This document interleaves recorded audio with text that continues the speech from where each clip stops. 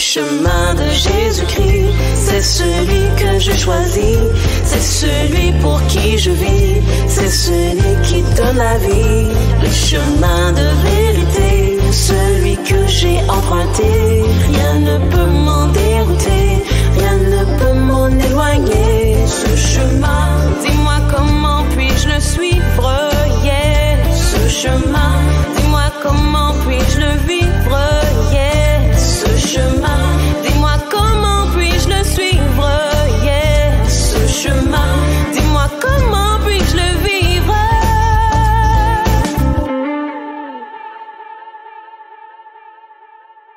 Bonjour, bienvenue à l'émission Chemin, Vérité, Vie. Je suis votre animatrice Nadine. Sandra, comment a été ta semaine?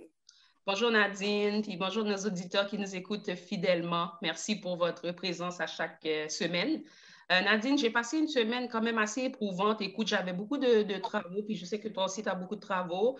Il fallait gérer tout ça, malgré qu'on était pendant la semaine de lecture, fait que j'ai eu beaucoup à gérer ça et tout.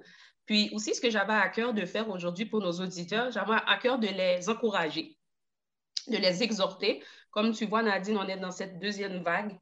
Il y a des nouvelles qu'on n'aime pas entendre, qui c'est pas facile, il y a beaucoup de choses qui alourdissent, mais je vais appeler le peuple de Dieu à être encouragé, à ne pas se décourager, même s'il ne voit rien, de savoir que même s'il ne voit rien, le Seigneur est là. Fait que le verset que je vais partager, Nadine, c'est Psaume 126, qui dit « Quand l'Éternel ramena les captifs, nous étions comme ceux qui font un rêve. Alors notre bouche était remplie de cris de joie et notre langue de chants d'allégresse. Alors on disait, parmi les nations, l'Éternel a fait pour eux de grandes choses, l'Éternel a fait pour nous de grandes choses, nous sommes dans la joie. L'Éternel ramène nos captifs comme des ruisseaux dans le midi, ceux qui sèment avec larmes moissonneront avec chants d'allégresse. Celui qui marche en pleurant quand il porte sa semence revient avec allégresse quand il porte ses gerbes. » Et Nadine, c'est un verset que j'aime beaucoup, beaucoup, et je vais même faire un lien avec quand la parole dit « Ne vous lassez pas de faire du bien, vous moissonnerez au temps convenable. » Tu sais, des fois, Nadine, on peut prier pour quelqu'un, on peut prier pour une situation, et c'est tellement... Tu as l'impression que tu ne vois rien, puis tu es fâché, tu es stressé, tu pleures. Mais cette parole dit de ne pas se décourager. Qu'un jour, on va être dans l'allégresse, on va être dans la joie, et Dieu va répondre, et Dieu est fidèle, mais nous aussi, soyons fidèles et ne lâchons pas dans ces moments difficiles. Amen. Amen. Je suis tout à fait d'accord avec toi, Sandra, parce que c'est pas évident aujourd'hui, surtout avec la deuxième vague qu'on est en train de vivre. Les gens, ils sont découragés, ils sont stressés, peu importe qu'ils soient les personnes âgées dans les centres d'accueil. On dirait qu'on ne sait plus où mettre de la tête, mais soyons fidèles avec le Seigneur et continuons à faire le bien. Ne nous lassons pas, comme dit la parole, de continuer à faire des bonnes œuvres autour de nous, d'aider, d'appeler, de prier les uns pour les autres, de s'encourager, même si des fois on n'a peut-être pas l'opportunité, mais un petit texto, ça encourage, ça fait du bien au cœur. Sur ce, on va passer à une pause musicale avec le cri Will Up. Problems fade to gray like no one saw them. I get a God's eye view on everything, looking out my window pane. Wheels up, put the seats back. Wheels up, put the seats back.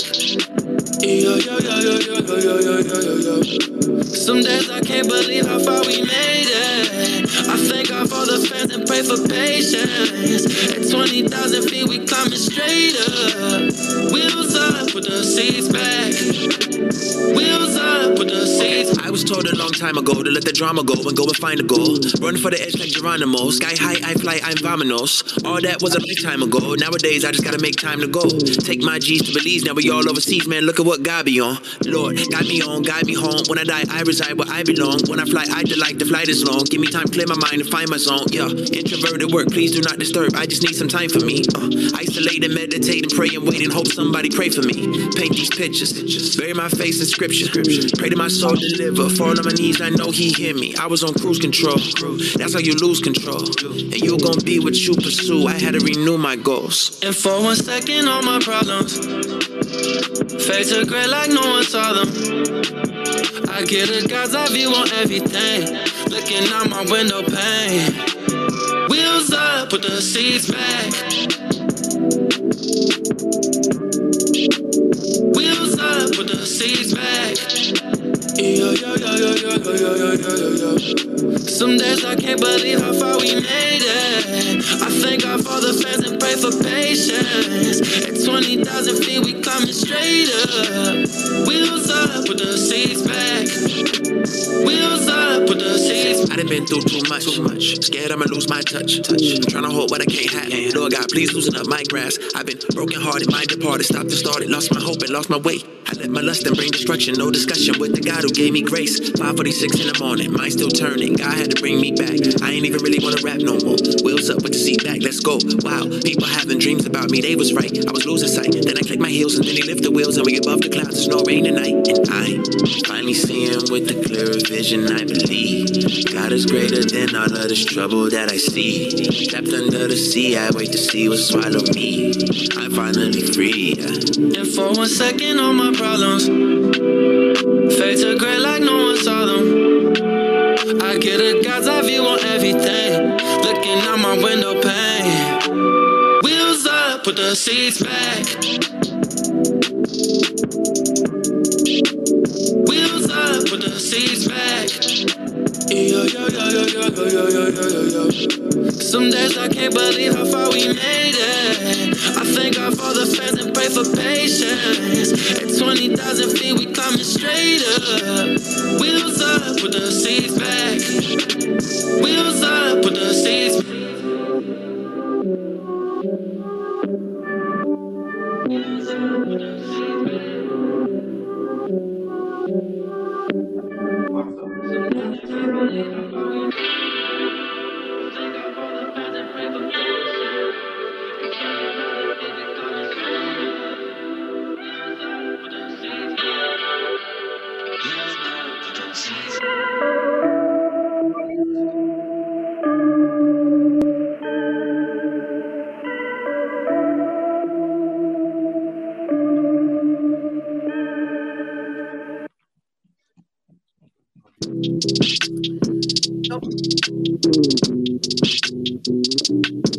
And for 1 second, all my problems. Et oui, ça fait partie de toujours nos petits trucs qu'on a avec la technologie. On s'en excuse. Ça marche pas. Donc, on vient d'écouter Le Cree Wheels Up.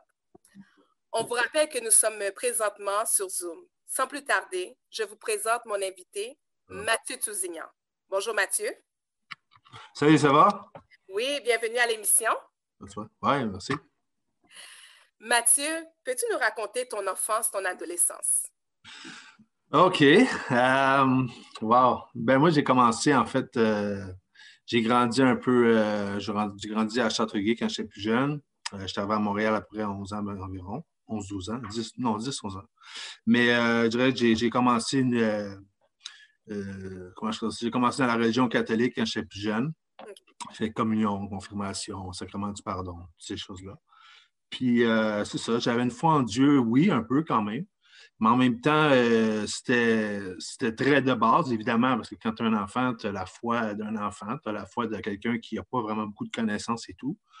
Puis, mais j'avais tout le temps cette réflexion-là par rapport à un moment donné. J'ai reçu un cadeau quand j'étais en communion. Puis, j'avais reçu un cadeau, puis c'était les fruits de l'esprit sur un petit livret, comme un bibelot, en fait. Puis, ça m'avait vraiment touché. Je me rappelle que ça m'avait vraiment touché. Je ne sais pas pourquoi, mais ça m'avait touché. J'ai dit, wow, c'est comme si ça rejoignait quelque chose en moi, dans le fond. Mais à partir de secondaire, environ 12 ans environ, je suis arrivé à Montréal. 10-11 ans, bien, peu importe. À peu près vers cet âge-là. Puis, ce qui est arrivé, c'est que bon, j'étais arrivé au secondaire, puis quand on arrive au secondaire, bien là, on se dit, ouais, qu'est-ce qui va arriver si je continue de garder ma foi, tout ça. Puis en même temps, ma foi, c'était pas une foi solide non plus, c'était pas une foi vraiment ancrée dans l'Église que je connais maintenant, tout ça. Fait que, disons que j'ai un peu laissé de côté ma foi. Puis là, j'ai vécu mon secondaire plus rejeté. Bon, j'étais abandonné beaucoup. J'avais pas beaucoup d'amis non plus. J'avais pas le choix d'étudier parce que j'avais pas le choix de réussir, tout ça. Puis finalement, ce qui est arrivé, c'est que dans le fond, j'ai eu des problèmes un peu partout. J'ai eu des difficultés avec les gens en général parce que justement, j'étais un peu antisocial. Puis c'est ça. Fait qu'à partir de là, j'ai fait aussi les cadets pendant 3 ans. Ça m'a aidé à me former mon leadership, plus me former aussi mon caractère, tout ça. Ça m'a aidé à mieux comprendre, comment je faisais ça? Ben, justement, être avec les gens, puis tout ça, dans le fond, puis être plus en mesure de pouvoir, comment je faisais ça? Apprendre sur la société en général, dans le fond. Puis c'est ça. Puis après ça, je suis allé au cégep. Au cégep, je me suis dit, ce qui est arrivé au secondaire, je ne veux plus jamais que ça m'arrive. Je veux que ça soit différent. Fait que c'est ça. J'ai commencé à niaiser dans les cours, j'ai commencé à sortir, tout ça, sortir dans les clubs, tout ça. Je sortais beaucoup dans les clubs aussi, beaucoup. Je sortais, bon, depuis que j'ai 14 ans que je sors dans les clubs, tout ça, 14-18 quand j'étais plus jeune et tout. Puis sinon, après ça, les vrais clubs, puis bon, tout ce qu'il y allait avec ça. Puis je n'étais pas quelqu'un qui buvait beaucoup non plus, qui consommait beaucoup. Je consommais avec mes amis, tout ça. Mais sinon, disons que je n'étais pas quelqu'un qui allait dans les excès parce que je me disais, je savais en dedans de moi que si j'allais trop dans les excès, ben je n'étais peut-être même pas capable de revenir après ça, tu sais. Puis c'est un peu ça, dans le fond. OK. Puis moi, j'avais une question qui m'est venue pendant que tu parlais du challenge de ta foi que tu as eu en tant que jeune homme, là, si je peux dire. Dans ton début d'adolescence, comment est-ce que tu as pu, même si tu n'avais pas toute cette connaissance que tu as aujourd'hui, comment est-ce que tu as pu avoir ce défi de dire, OK, c'est difficile? Est-ce que tu as un petit peu lu un peu quand tu étais surpris avec le petit bibelot, les fruits de l'esprit, ou ça t'a complètement comme passé? Non, j'ai laissé tomber ça. Je veux dire, j'étais arrivé au secondaire. Moi, j'étais arrivé dans une période de ma vie où il y avait beaucoup d'enlèvements à Montréal en ce temps-là. Dans les années 87, 90 environ. Puis c'est ça, donc il y a eu beaucoup d'enlèvements, tout ça, donc j'avais vraiment peur de mon ombrage, j'avais peur de tout.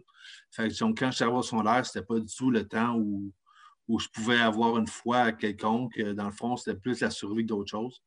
Fait que c'est la survie avec les gens avec qui j'étais, c'est la survie à l'école, c'est la survie avec mes amis, c'est la survie tout le temps. Dans le fond, j'étais tout le temps en hyper-vigilance, dans le fond. Fait que c'était un peu difficile pour ça. Disons que la foi, à ce moment-là, c'était pas quelque chose qui était tangible vraiment. Okay. C'est un peu ça, c'est ça. OK. Et surtout aussi que, comme tu disais tout à l'heure, le fait aussi d'être un petit peu dans les clubs, des choses comme ça aussi, ça t'a comme aussi pas laissé l'opportunité de cheminer aussi avec le Seigneur, si je peux dire, dans ce temps-là, dans cette époque-là. C'est sûr que là, à cette époque-là, moi, j'ai une de mes luttes, je dirais, que j'ai eu longtemps dans ma foi, c'était par rapport à la gloire des hommes, tu sais, le fait d'être reconnu, le fait d'être accepté, le fait surtout d'être vu, d'être connu, d'être une vedette, tout ça. C'est ça que je visais quand j'étais jeune, tu sais. Je me rappelle, je regardais des films, je regardais la musique, j'écoutais la musique, tout ça, puis je me disais, wow, je vais être comme un jour, tout ça, tu sais. Fait que je te dirais que c'est quelque chose qui a comment, comme, j'ai déraillé complètement à partir de là, parce que je me disais, comme, je ne voyais pas. D'un côté, c'est drôle un peu parce que j'avais comme une dichotomie. D'un côté, je voulais être connu et tout, mais d'un autre côté, je me voyais prêtre, missionnaire, tout ça. Fait que c'était un peu comme différent, les deux côtés. Puis je me disais comme, qu'est-ce que va être ma vie? Parce que c'est les deux côtés qui m'intéressent. Puis c'est ça. Fait que je me disais comme, tu sais, prêtre, je me disais, je ne serais pas marié, ça n'a pas d'allure. Puis missionnaire, ça serait intéressant, mais en même temps, tu sais, comme, je ne sais pas ce que ça veut dire, mais j'avais juste cette idée-là en tête aussi. Puis le fait d'être connu, ben, c'est un peu la programmation de la société. Veut pas, tu sais, c'est comme, on grandit avec des films, on grandit avec de la musique tout le temps, on se pose pas de questions, puis c'est ça qui arrive dans le fond, tu sais. Puis aussi, juste pour ajouter à ce que tu dis, Mathieu, on grandit aussi à vouloir beaucoup l'approbation des hommes. Ouais. C'est super important, puis ça te met vraiment sur un haut pied, parmi les gens qui te regardent, puis tu veux toujours avoir plus. Donc, on va passer par une pause musicale avec La Chapelle, ta grâce me suffit. Amen.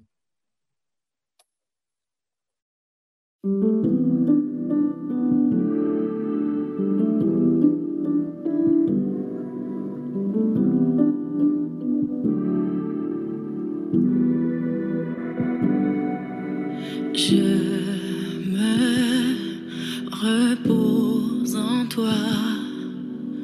Tes promesses sont inépuisables. Ce parfum agréable, c'est ta grâce qui m'attire à toi. Ta grâce me suffit, ta puissance s'accomplit dans ma faiblesse. Ta grâce me suffit, ta présence renverse mes forteresses.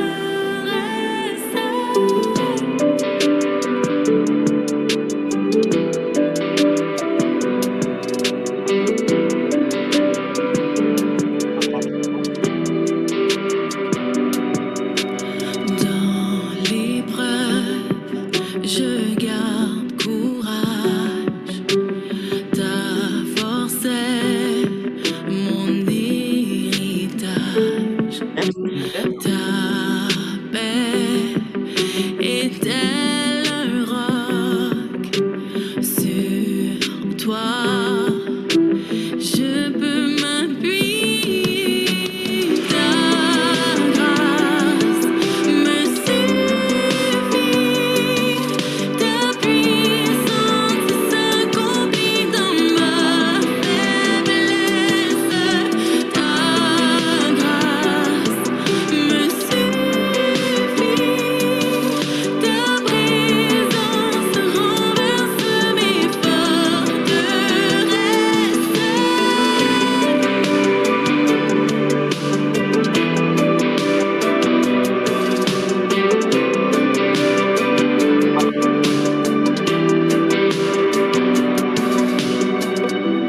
Ma joie est dans la faiblesse. Quand je suis faible, alors je suis fort. Ma joie est dans la faiblesse. Quand je suis faible, alors je suis fort. Ma joie est dans la faiblesse. Quand je suis faible, alors je suis fort. Ma joie est dans la faiblesse. Quand je suis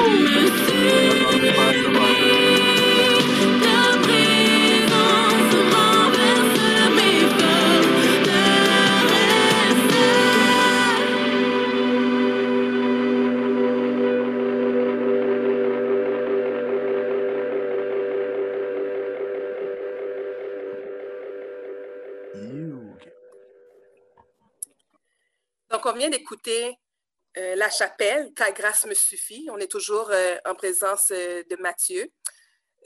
Mathieu, on parlait tantôt de comment est-ce que ça avait été ta vie vraiment avec les clubs, avec le fait que tu te posais aussi des questions, puis un petit peu aussi la gloire que tu recherchais. C'est quoi l'élément déclencheur qui a favorisé la rencontre avec Jésus? Parce que c'est sûr qu'il y a un moment donné, tu t'es dit, tu en avais assez là, de vivre comme ça. Qu'est-ce qui s'est passé? Ben, c'est ça. Moi, j'ai fait un voyage à Miami quand j'étais plus jeune. C'était un voyage, bon, je commençais, ceux qui se rappellent peut-être, Bouge de là. C'est une émission. Oui, c'est vieux ça! C'est mon époque! C'est vieux aussi, c'est pour ça. Ben, puis, c'est ça, c'est une émission qui jouait le vendredi, pour ceux qui ne savent pas, à Musique Plus. C'était un genre de discothèque, en tout cas, où tout le monde se réunissait, puis il y avait beaucoup d'artistes qui venaient là, qui venaient d'ailleurs, puis qui venaient commencer leur carrière à Montréal, Musique Plus, tout ça, ils venaient voir ça, tout ça. Puis, bon, j'allais là tous les vendredis, puis je dansais là, puis ça, puis je commençais à me faire connaître, puis des fois à me faire filmer, des choses comme ça. Fait que je commençais à penser, bon, moi, ça allait avec ma lignée de me faire connaître, fait que ça marchait, tu sais. À un moment donné, j'ai rencontré quelqu'un qui m'a dit, écoute, tu sais, je vois que tu vas être connu, tout ça. Il dit, il y aurait une place que peut-être pour toi, tu sais. Fait que je dis, ah oui, qu'est-ce que tu veux dire, tu sais? Il dit, ouais, aux États-Unis, il y a peut-être une place pour toi, tu pourrais aller, puis ça serait bon pour toi. Je dis, OK, qu'est-ce que tu veux dire, tu sais? Fait qu'il me dit, je dis, ah, et je dis, je sais pas, moi, je dis New York. Non, je dis ouais, New York, ça. Il dit, non, pas New York. Il dit, New York, c'est pas le temps, ça. Peu importe, il me disait ça. Là, je trouvais ça bizarre un peu. Il me dit, je dis, ben d'abord, Los Angeles. Il dit, non, pas Los Angeles. Non, c'est pas le temps non plus de ça. Mais il dit, ah, Miami, tu sais. J'ai à Miami, man. Qu'est-ce que j'ai fait à Miami, tu sais? Pas faire 10 à personne qui vient de Miami, mais j'étais surpris parce que je ne connaissais pas Miami. Tout ce que je connaissais de Miami, c'était Miami Vice, tu sais. Oui, c'est ça que j'allais te dire. Miami Vice, qu'est-ce que j'ai fait à Miami Vice? Je ne comprenais rien. J'étais là pareil, puis j'étais là avec la foi parce que je pense que c'est la foi qui m'a emmené là pareil pour de vrai. Puis j'ai pris un billet à aller simple seulement. Wow! Fait que t'es parti quand même. Mais je ne sais pas où t'allais. Dans le fond, t'es parti quand même. T'as pris je suis parti quand même. Puis le gars, lui, il était dans une autre religion. Puis il voulait m'aider avec sa famille. Puis il m'a dit, écoute, je vais pouvoir te recevoir à West Palm Beach. Fait que je me dis, West Palm Beach, c'est riche, tu sais. Fait que là, je dis, ah, OK, cool. Fait que là, je me suis dit dans ma tête, je me suis dit, je peux me faire plein de valises puis rester là toute ma vie. Puis ça va être correct. Je vais faire ma vie là-bas, tout ça. J'étais jeune, j'avais 20 ans. Fait que là, j'étais comme, OK, tu sais, on va voir ça. Puis là, après ça, fait que moi, je fais mes 5 valises. Je me suis dans le boss à aller simple. Mais un boss à aller simple avec 5 valises, ça a l'air vraiment louche, tu sais. Là, quand je suis arrivé à la frontière, ils m'ont dit, écoute, on va regarder tes valises. Fait qu'ils ont tous checké mes valises au complet, tout ça. Puis je faisais des graffitis dans ce temps-là. Fait que là, ils étaient sûrs que j'étais dans une gang. Parce que la grosse affaire. Fait que là, ils vident toutes mes valises, tout ça. Bon, finalement, tout passe bien. Je me ramasse en Floride, à Fort Myers. Puis à Fort Myers, ils me disent, OK, ouais, il faut que tu... d'où tu vas aller exactement? Ben, moi, je dis, je m'en vais à Vizcaya. Parce que le meeting point, c'était à Vizcaya. C'est là que je devais rencontrer. Puis Vizcaya, c'est une place riche. Puis c'est une place où ils pouvaient m'emmener après ça à West Palm Beach. Fait que là, je dis, OK, c'est cool. Fait que je dis, OK, Vizcaya. Il dit Vizcaya, il dit Biscayne. Je dis non, Vizcaya. Même ton anglais, c'était dur de comprendre. Très, très bilingue. Là, je dis non, j'ai dit Vizcaya. Il dit Biscayne. Je dis OK, Biscayne. Fait que finalement, je prends Biscayne. Mais Biscayne, je ne savais pas c'était quoi Biscayne, moi, c'est downtown Miami. Ah, OK. Wow. Là, tu arrives à downtown Miami, il est 9 h du soir, il pleut, ton air est clair. Tu connais rien, tu as 5 valises avec toi. Puis là, moi, j'avais juste une adresse et une auberge jeunesse. Fait que là, je n'étais vraiment pas placé pour faire quoi que ce soit comme move. Fait que là, je prends le taxi, il m'amène là-bas, tout ça. Finalement, bon, ça reste comme ça.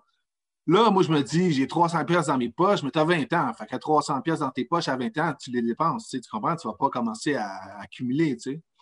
Fait qu'après 3 jours, plus d'argent, plus rien, je me ramasse à la plage. Là, je suis comme, oh, qu'est-ce que je fais? Avec 5 valises, hein? Avec 5 valises. Là, il y a une madame, elle vient me voir, elle me dit, ah, elle dit, tu fais des tatous parce que je faisais des graffitis dans mon cahier. Fait que quand tu fais des tatous, c'est le fun. J'ai dit non. Je fais des tatouages. Je suis moi, ouais, pas de problème, je fais des tatous. Moi, je vais y faire un tatou. Tu sais. Là, je pensais partir là-dedans, tu sais, mais finalement, elle me dit, qu'est-ce que tu fais sur la plage comme ça? Tu sais, t'es jeune, tout ça, tu sais. Genre, moi, ils m'ont mis dehors. Moi, je reste sur la plage d'abord, tu sais. Fait qu'elle dit, ben non, reste avec nous autres à la place. On va te garder pour 2 semaines. Après ça, tu t'arrangeras, puis tout. Finalement, en tout cas, fil en aiguille, je trouve une job là-bas. Puis là, je travaille comme salesperson là-bas, tout ça. Je m'occupe dans une boutique, tout ça, ça se passe bien. Bon, je sors beaucoup la nuit. Puis des fois, j'ai des horaires pour le jour où je peux aller à la plage. Fait que c'est vraiment comme le meilleur des 2 mondes, tout se passe bien. Puis là, une journée où je m'ennuie, j'écoute la radio, puis j'écoute quelque chose. Puis c'est un lancement d'album de rap, justement. Un rappeur de Miami qui sort son album. C'est un peu style slam, poésie, un peu de ça. Puis c'est un peu un café poésie. Fait que moi, je dis, je vais aller faire un tour, j'allais voir que ça a l'air. Pas une la piqûre bien raide, je regarde ça, je fais comme, wow, c'est trop écœurant, c'est quoi ça? Moi, il faut que je fasse ça absolument, tu sais. Fait que là, c'est tellement fort que ça me ramène à Montréal. Fait que là, je reviens à Montréal, puis là, je me dis, c'est ça, je vais faire l'envie, je vais faire du rap. C'est sûr, c'est ça, je vais faire, tu sais. Fait que là, je commence à écrire mes textes, tout ça, pratiquer, tout ça. À un moment donné, j'arrive à la radio, je dépose un démo. Bon, ça se passe bien, tout ça. Puis là, je fais un show. Le show, bon, j'arrive devant un crowd où le crowd, évidemment, tu sais, moi, j'arrive là, c'est mon premier show à vie. Fait que je m'attends que tout le monde va dire, wow, bravo, mais, tu sais.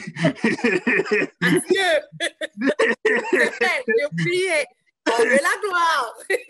Surpris au bout. C'était très mitigé comme accueil.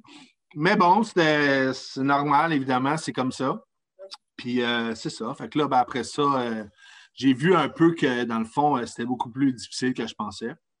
Puis là, j'ai vu un peu la pression du milieu aussi, tout ça. Puis là, je me suis dit, ouais, OK, tu sais, il faut vraiment être solide pour être dans ce milieu-là, tout ça. Puis là, ben tranquillement, je ne me tenais pas avec les bonnes personnes non plus. Puis les personnes dans mon coin, ah oui, t'es bon, on va t'aider. Mais des gens que, tu sais, des fois, ils ont beaucoup de pouvoir, puis que dans le fond, ils peuvent t'emmener loin, mais, tu sais, c'est louche un peu, tu sais. Fait que tu dis, OK, je sais pas trop. Puis là, je commençais à avoir la paranoïa tranquillement. Puis à un moment donné, j'ai commencé à réfléchir, puis je me suis dit, si je continue dans cette voie-là, ça risque de mal tourner pour moi. Fait que là, je me suis dit, pour pas que ça tourne mal, dans le fond, le seul réflexe que j'ai eu, c'est de dire à Dieu, j'ai dit, Dieu, viens me chercher parce que je ne sais pas ce qui va se passer. Je sais que si ça continue comme ça, je ne sais pas ce qui va se passer, mais ça s'augure pas mal du tout, pas bien du tout. Fait que, pas longtemps après, 2 semaines plus tard, je me ramasse en psychiatrie. Trouble bipolaire, psychose toxique, parce que je prenais de la drogue à ce moment-là. Je prenais du pot. J'ai du pot pendant 5 ans. Tu vois, c'est ça l'affaire, c'est que des fois, on pense qu'on peut fumer et qu'il n'y a pas de problème, tout ça, mais des conséquences à tout, tu sais. Puis j'ai fumé, je ne fumais pas tant que ça. Je fumais avec mes amis, dans le fond, une fois de temps en temps. Puis pourtant, c'était assez pour m'emmener en psychose. Fait que là, j'étais en psychose pendant 2... J'étais à l'hôpital en psychiatrie pendant 3 mois. Là, j'ai dû recommencer ma vie complètement. Puis là, après ça, en 2001, le septembre 2001, en fait, non, juin 2001, j'ai commencé à étudier la Bible.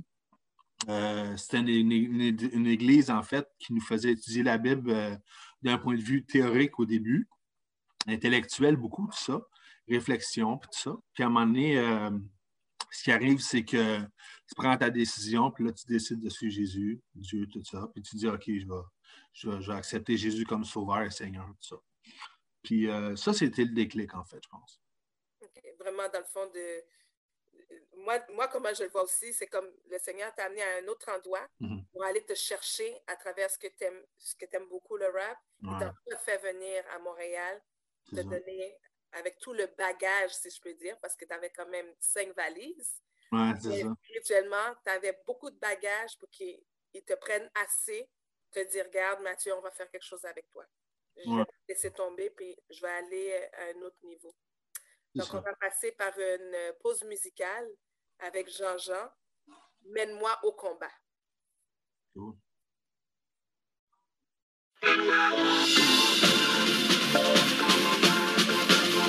Cette pièce est pour les soldats. Les soldats de Christ. Mène-moi au combat. Let's go.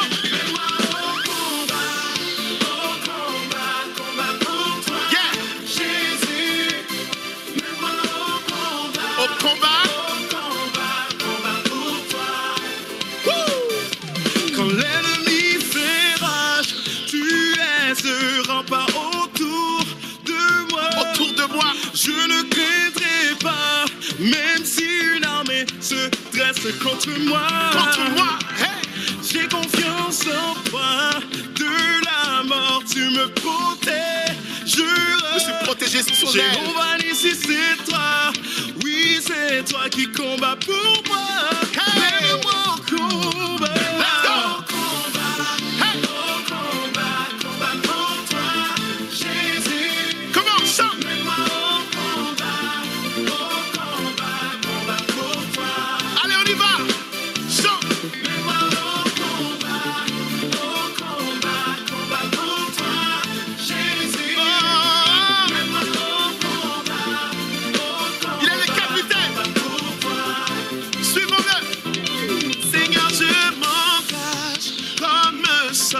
J'aimerais suivre tes voies, j'irai où tu voudras pour te servir, mon roi. J'abandonnerai mes voies et ma chair je crucifierai pour toi. J'ai confiance en toi, à ta voix je marquerai le pas. Oh, oh, oh.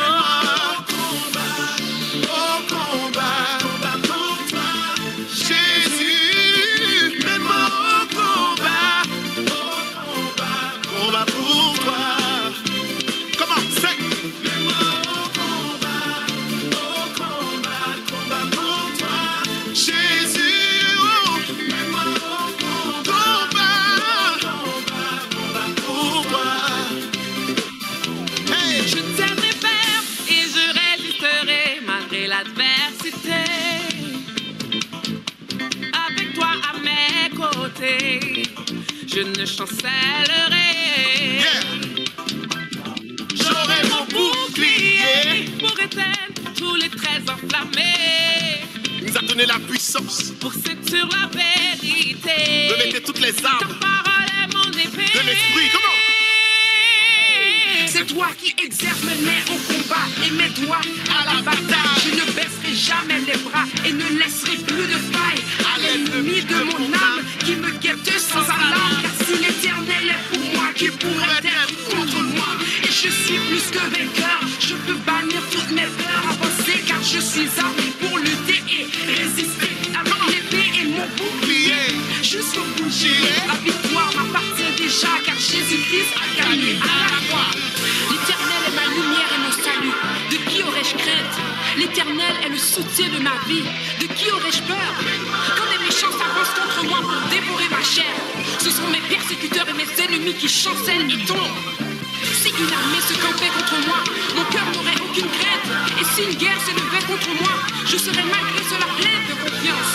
Je demande à l'Éternel une chose que je désire ardemment. Je voudrais habiter toute ma vie dans la maison de l'Éternel. Jésus, mets-moi au combat pour toi. Je m'engage à te servir, à marcher dans tes voies. Combat pour toi. Jésus, mets-moi au combat, à marcher par la foi. Combat pour toi. Je te suivrai jusqu'au bout.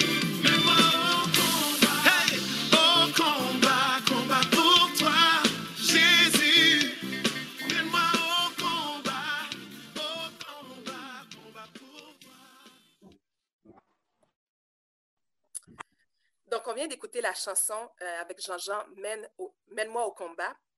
Mathieu, on sait que tu es un rappeur. Donc, est-ce que tu es capable de nous dire comment est-ce que tu as pu amener ce combat-là, dans le fond, que tu vivais à cette période-ci de ta vie? Si je comprends bien, tu veux dire par rapport à comment j'ai commencé, ou c'est ça? Oui, comment tu as commencé un peu? J'ai commencé, dans le fond, officiellement en 97, mais plus par rapport à la vie chrétienne en 2002, où j'ai réalisé, dans le fond, qu'au lieu de faire du rap que je faisais, mettons, plus ordinaire, séculier, tout ça, j'ai réalisé, dans le fond, qu'en tant que chrétien, mais tout ce que je pouvais représenter, c'est la vie chrétienne, dans le fond. Tu sais. C'est ça que je connais le plus. Fait qu'en 2002, j'ai commencé. J'ai fait un track qui s'appelait La vie de disciple. J'ai fait ça un peu partout dans le milieu des églises, mais je dirais, malheureusement, les églises, c'est parce que l'église où j'allais, c'était une église qui était très... comment on pourrait dire ça? Qui était un peu, sans dire le mot sectaire, mais d'une certaine manière, qui était comme vraiment fermée sur elle-même. OK. Puis c'était vraiment les mêmes églises qui étaient ensemble tout le temps. Autrement dit, c'était l'église de Jésus. Toutes les églises de Jésus étaient ensemble pour... tu sais, si, mettons, j'allais dans une église de Jésus à Boston, mettons, ben, il fallait juste que je fasse un show dans une église de Jésus à une ville quelconque, tu comprends-tu? Fait que c'est ça. Fait que ça fait que, dans le fond, j'ai fait beaucoup de chansons, mais dans un circuit très, très fermé. Fait que j'ai jamais vraiment pu me faire connaître d'une certaine manière, tu sais. Mais là, tu as l'opportunité. Est-ce que tu peux nous donner un extrait d'un Oui, petit... oui, certainement, je peux faire ça. Merci. Ça s'appelle La vie de disciple. C'est, comme je dis, c'est mon premier track. Pour moi, c'est mon meilleur track. C'est le track que j'aime le plus, dans le fond. C'est comme ça. Merci pour les shows qui se préparent, mon cerveau qui se répare, les images pour lesquelles se parent mes textes. Merci pour le fait que mon parcours soit de moins en moins complexe. Je le vois de plus en plus simple. Pour l'instant, j'éclaire par une flashlight l'église, je vise les têtes, j'aiguise de plus en plus de conscience en leur parlant de vie, les fermes qui m'enchantent de la vie de disciple. C'est une vie où se côtoie l'ardeur et l'intensité, où le cœur à chaque action est révélé. C'est une vie prise de conscience où l'on apprend à prendre position. On choisit notre camp, puis le Tout-Puissant choisit notre champ d'action. Garder le focus sur la mission. C'est loin d'être évident, c'est une vie de combat à chaque instant, maintenant vers l'aboutissement, une grande vision. Maintenant vers l'aboutissement, une grande vision. La vie de disciple, c'est pas moi, c'est elle qui m'a choisi une vision de la vie basée sur des récits bibliques. Disciple d'un maître qui a vécu ça d'une façon explicite. Explicite. La vie de disciple, c'est pas moi, c'est elle qui m'a choisi une vision de la vie basée sur des récits bibliques. Disciple d'un maître qui a vécu ça d'une façon explicite. Explicite. Tous ceux qui vivent, on apprend les rudiments de la survie, notre âme, on comprend par l'étude profonde, la Bible, la cible, la garde ayant vu pour pas qu'on succombe. Par les nobles vécus en tant que disciples, on n'a pas le choix, on se doit porter notre croix, tout faire pour sauvegarder notre foi. Dans un monde où tout change, il faut que je mange la vérité que je vis coller aux Écritures, mais loin de la voie qui conduit à la moisissure, que je reste sûr d'une chose, comme Jésus me donne ma vie pour la seule cause. Faut que j'ose aller vers les gens, même en me semble dérangeant, je vais pour le Tout-Puissant. J'ai des alliés partout sur la terre en tant que missionnaire, on se doit de rester solidaire, puis de vivre notre vie terre à terre en tant visionnaire. Non. La vie de disciple, c'est pas moi, c'est elle qui m'a choisi une vision de la vie basée sur des récits bibliques. Disciple d'un maître qui a vécu ça d'une façon explicite. Explicite. La vie de disciple, c'est pas moi, c'est elle qui m'a choisi une vision de la vie basée sur des récits bibliques. Disciple d'un maître qui a vécu ça d'une façon explicite. Explicite. Amen, bravo. Écoute, Mathieu, c'est quoi encore ton site qu'on peut t'écouter? Parce que c'est ça. En fait, c'est une chaîne YouTube. C'est Mathieu Tousignan, mon nom officiel. Avec un T, Mathieu. Tousignan, T-O-U-S-I-G-N-A-N-T. Puis, c'est ça. J'ai fait des petits clips pendant le confinement, dans le fond, des petits clips maison. Fait que c'est vraiment de base, mais vous allez voir un peu qu'est-ce que je fais. Amen. Tu es vraiment un soldat de Christ, Mathieu. C'est vraiment avec le don que le Seigneur t'a donné, le rap, aujourd'hui, c'est vraiment ça que c'est pour sa gloire, dans le fond. Puis, comment est-ce que tu gères maintenant la gloire que tu donnes pour le Seigneur? Ben là, c'est ça. Comme je dis, c'est sûr, avec la pandémie, il n'y a plus grand chose qui se donne vraiment par rapport à ça. Ben là, ce que je fais présentement, dans le fond, c'est que je m'enregistre chez nous. Puis j'envoie ça sur ma chaîne YouTube. Puis en attendant que les choses s'ouvrent encore, puis que je puisse recommencer à faire des spectacles comme avant. Fait que c'est un peu ça. OK. Puis parlant de ce que là, aujourd'hui, tu es devenu un jeune homme, que le Seigneur a pris vraiment à un autre niveau, comment est-ce que comment Jésus, qu'est-ce que Jésus représente pour toi aujourd'hui? Après tout ce que tu as vécu, là, les mauvaises passes, quand tu es tombé en chute avec la psychose, que ça a été vraiment difficile. Mais comment est-ce que Jésus a été pour toi ton meilleur ami, si je peux dire? Ben, c'est ça, tu sais. Moi, je me rappelle une casquette que j'avais déjà vue à un moment donné, Jesus Mahomi. Puis je trouvais ça cool parce que je trouve que ça représente bien un peu comment Jésus est pour moi, tu sais, dans le sens que c'est mon ami, mais en même temps, tu sais, c'est mon protecteur, c'est lui qui me comprend aussi le mieux, dans le fond, tu sais. Puis je pense des fois dans la vie, surtout dans le confinement, on peut dire qu'on est souvent mis à nous-mêmes, on est remis à nous-mêmes beaucoup, tu sais. Puis ça fait que dans le fond, comme on peut arrêter de penser qu'il y a du monde pour nous, tu sais.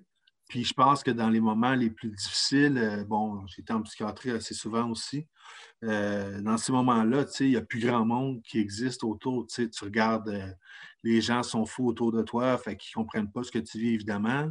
Les infirmiers, ils travaillent, fait qu'ils n'ont pas besoin de t'écouter vraiment non plus. Fait que tout ce qui reste, c'est Jésus dans le fond, tu sais. Puis j'ai vu beaucoup de Dieu comme quelqu'un de distant dans mon passé, je dirais.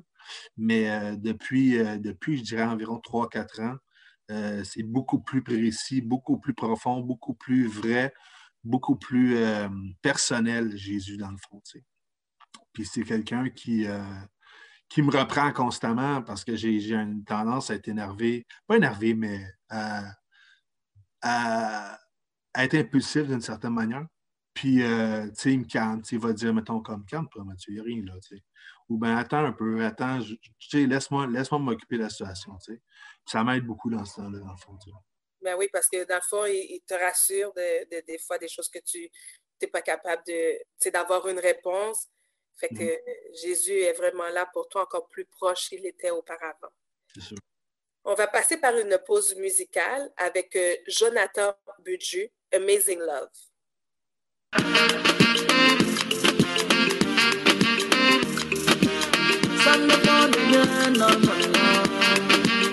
Your love is unconditional, one, my hallelujah belongs to you. Your love is unconditional, one, my hallelujah belongs to you. Hey, no one like you, Jesus. I wanna be with you. I just wanna be where you are. I need your love and affection, yeah. Every time when I think about your love, when you came down, die for me, oh God. Every time when I think about your love, when you came down, die for me, oh God. Oh. Who am I, Lord, to deserve this amazing love? You are so great.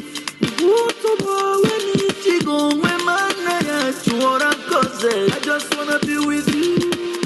I just wanna be where you are. Your love is so powerful, my God.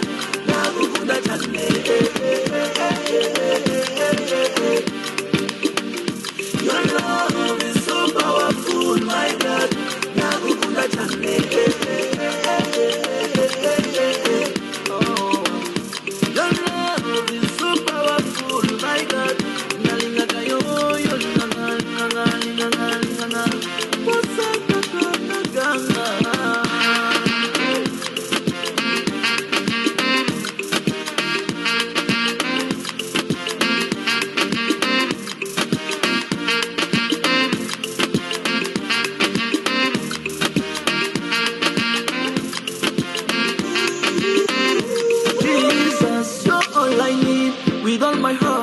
I confess that you are true one. You're the only one I ever needed. Yeah. I wanna stay where you are. Please treat my heart. I wanna be your guy. You're the only one I ever needed. Oh my God, your love is kind and patient. Your love is perfect. Please be my foundation. Make me so special. You give your rest to but them good people. Every time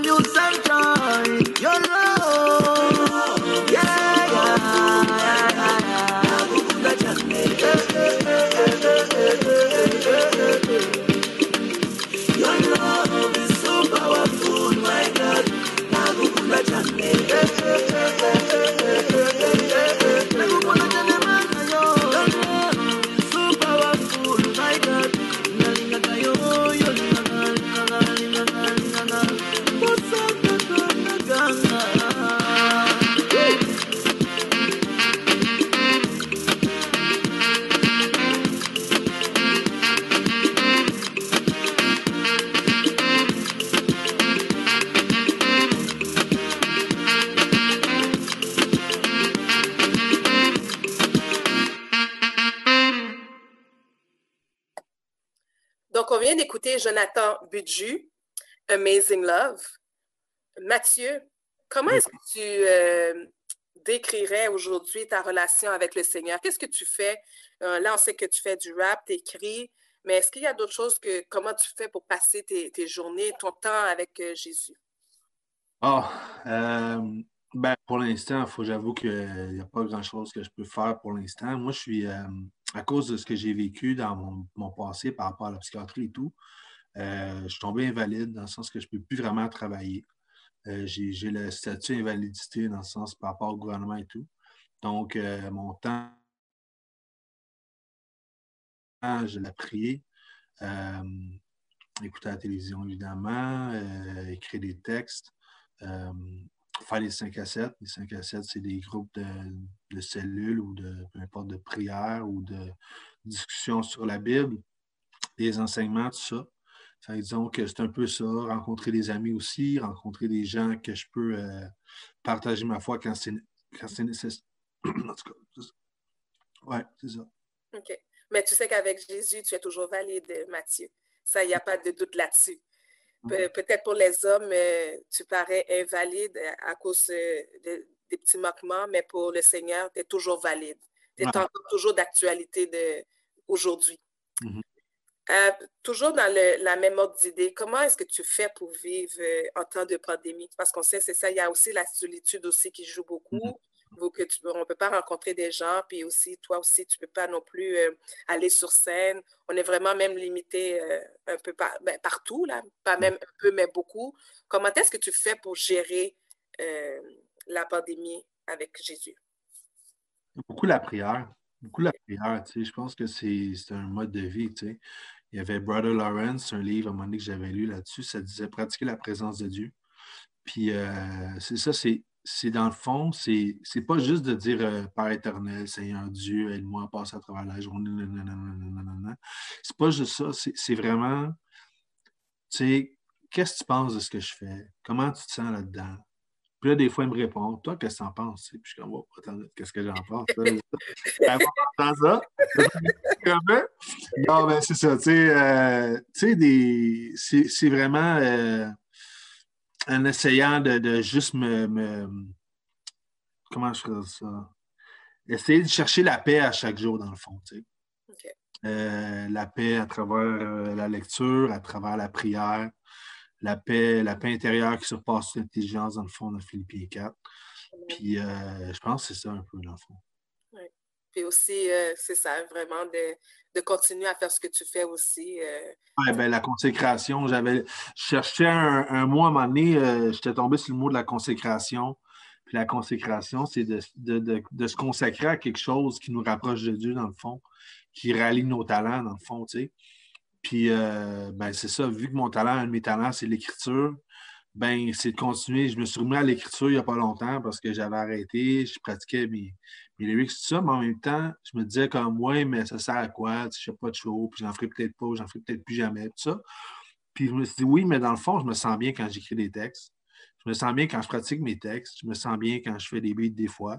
Des choses comme ça. Fait que ça fait que tout ça ensemble, mis ensemble, c'est ma consécration. C'est là-dessus que je consacre mon temps, dans le fond. Tu sais. Parce qu'en fait, comme tu l'as dit, l'écriture aussi t'amène à t'ouvrir. Absolument. Parce que ça, c'est quand même quelque chose, le cœur à cœur que le Seigneur te donne. Bien, toi, tu es capable de le partager aujourd'hui, qui est tout à fait une belle bénédiction aussi pour les gens qui disaient comment est-ce que je peux amener art et en même temps de trouver la voix que le Seigneur me donne pour le partager aux autres. Puis je trouve qu'avec ton don et talent qui est le rap, bien, ça vient harmoniser les deux. Donc, c'est pas perdu. Avec le Seigneur, on ne fait jamais un zéro comme calcul. Oui, c'est vrai. En terminant, Mathieu, c'est quoi le conseil que tu peux donner aux auditeurs qui nous écoutent aujourd'hui, qui sont peut-être plus ou moins dans la même situation que toi, qui ont vécu des choses difficiles, qui ont tombé, qui se sont relevés? Qu'est-ce que tu peux dire aux gens qui nous écoutent? Ben, moi, tout ce que je peux dire maintenant, c'est que tout ce qui reste, c'est Dieu, la Bible, Jésus, la foi. Il ne reste plus rien d'autre. Le reste, c'est tout illusoire. Ça ne sert à rien. Que tu regardes la télévision, que tu regardes un film, ça va finir par finir. que tu écoutes la musique, que tu tripes sur ta musique, à moins que tu vas en acheter un autre.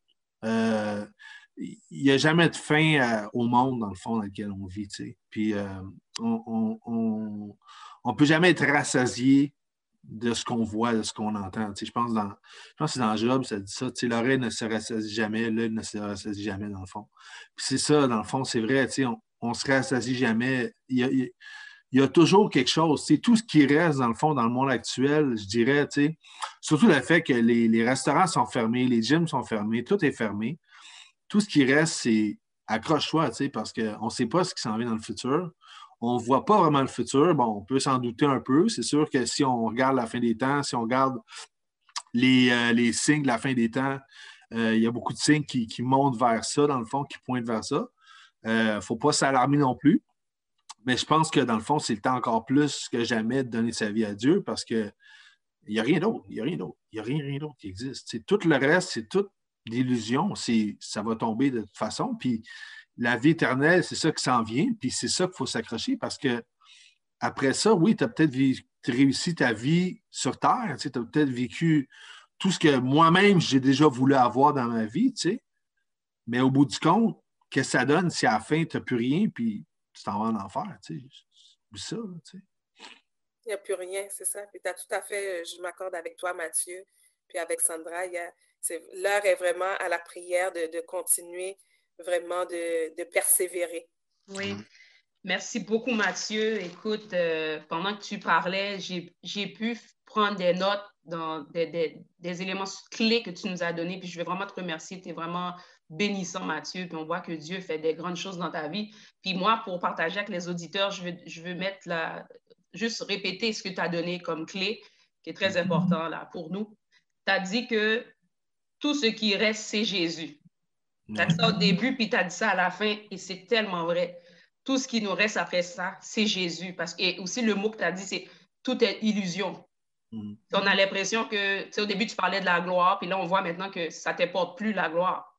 Parce que tu l'as donné à Jésus. Tu sais, on voit les transformations, on voit ce que Dieu a fait dans ta vie. Puis après, tu as dit que Jésus, tu as tellement une relation intime avec ton Seigneur, tu as dit que Jésus te reprend constamment et que Jésus te calme et qui te dit, Mathieu, calme-toi, I got this. Et c'est vraiment vrai, Mathieu, c'est tellement vrai, je suis d'accord avec toi. Puis après, tu as dit que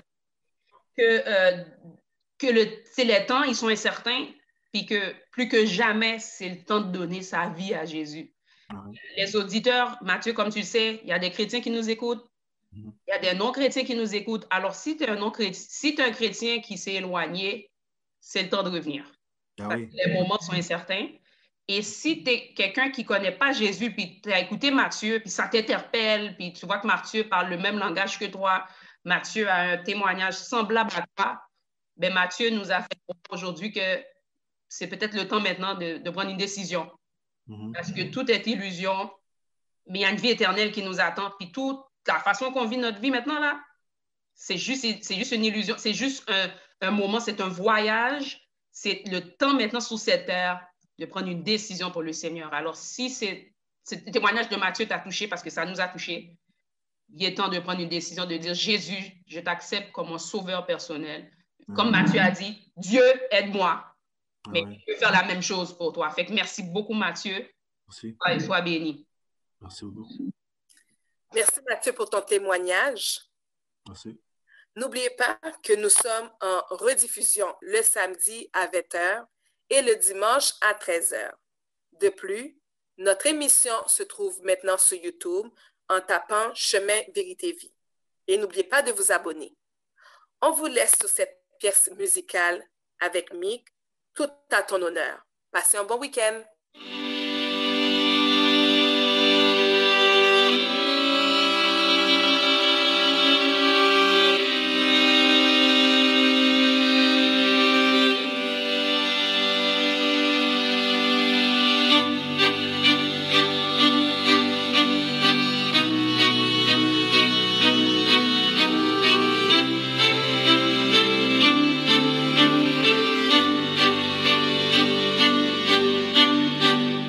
Père, quand je vois l'œuvre de tes mains, l'océan et le sable fin, quelle grandeur.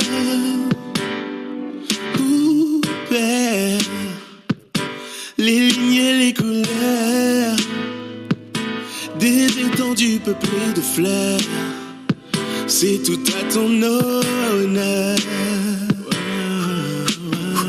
C'est le jogging du matin, je souffle dans le temps, je suis méthodique. À droite, gauche, t'es rangé de sapin. Petite foulée, mes courses toniques. 1, 2, et respiration. Éliminons les toxines et gonflons les poumons. Rigueur et discipline, j'en ai fait mon carburant. Je me laisse pas décourager par les autres plus endurants. Pendant que je trottine, je me régale du paysage devant moi.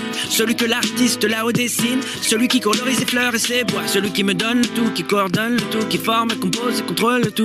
Entouré de tes merveilles, je manque de superlatifs, alors je cours contemplatif. Waouh, ok.